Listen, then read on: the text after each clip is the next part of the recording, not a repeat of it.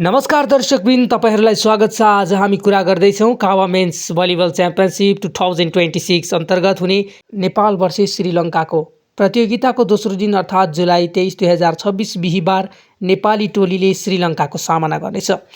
यो खेल दुवै टोलीका लागि अत्यन्त महत्त्वपूर्ण हुनेछ, किनकि प्रतियोगिताको सुरुवाती जितले सेमिफाइनलको यात्रालाई धेरै सहज बनाउन सक्छ। नेपालको राष्ट्रिय पुरुष भलिबल टोली पछिल्ला केही वर्ष यता त दक्षिण एसियामा निरन्तर राम्रो प्रदर्शन गर्दै आएका छन्। बलियो स्पाइक, उत्कृष्ट ब्लक, छिटो डिफेन्स र टिमवर्क नेपालको मुख्य विशेषता हो। घरेलु तथा अन्तर्राष्ट्रिय प्रतियोगितामा प्राप्त अनुभवले नेपाली टोलीलाई अझ आत्मविश्वासी बनाएको छ। आजको खेल भने हामीले काजाकिस्तानसँग दुई सेटमा नेपालले आफ्नो सेट गुमाएको थियो। तेस्रो सेटलाई भने लगातार काजाकिस्तानबाट किल भएको थियो, जसको चाहिँ हामीले दुर्भाग्य लिन सक्छौँ।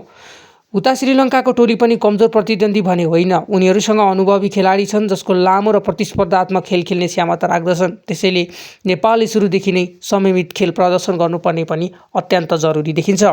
कावा सेन्ट्रल एसियन भलिबल एसोसिएसन मध्य तथा दक्षिण एसियाका देशहरूको क्षेत्रीय भलिबल सङ्घ हो। यस प्रतियोगितामा Nepal, Sri Lanka, Pakistan, Bangladesh, Uzbekistan, Kazakhstan, Kyrgyzstan, Maldives लगायत विभिन्न देशका टोलीहरूको सहभागी समेत रहेको छ। यस प्रतियोगिताको मुख्य उद्देश्य क्षेत्रीय स्तरमा भलिबलको विकास गर्नु, खेलाडीहरूलाई अन्तर्राष्ट्रिय अनुभव दिलाउनु तथा एसियाली स्तरका ठूला प्रतियोगिताका लागि तयारी गराउनु हो। यही कारणले कावालाई एसियाकै महत्त्वपूर्ण क्षेत्रीय भलिबल प्रतियोगिता मध्ये एक मानिन्छ।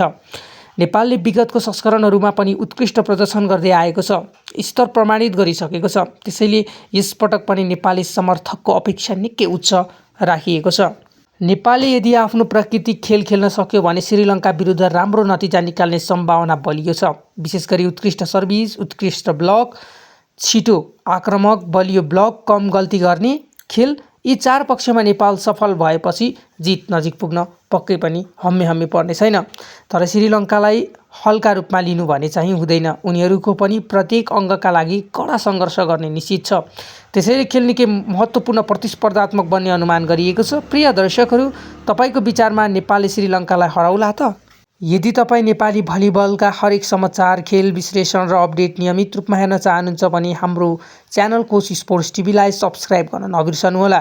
भिडियो मन परे लाइक गर्नुहोस्, साथीहरूसँग सेयर गर्नुहोस् र नेपाली टोलीलाई शुभकामना व्यक्त गर्नुहोस्। र आजको श्रृङ्खलाबाट पनि बिदा हुन्छौँ। हामी अर्को श्रृङ्खलामा भेट्नेछौँ। त्यतिजेलको लागि बिदा दिनुहोस्। हस्त धन्यवाद, नमस्कार।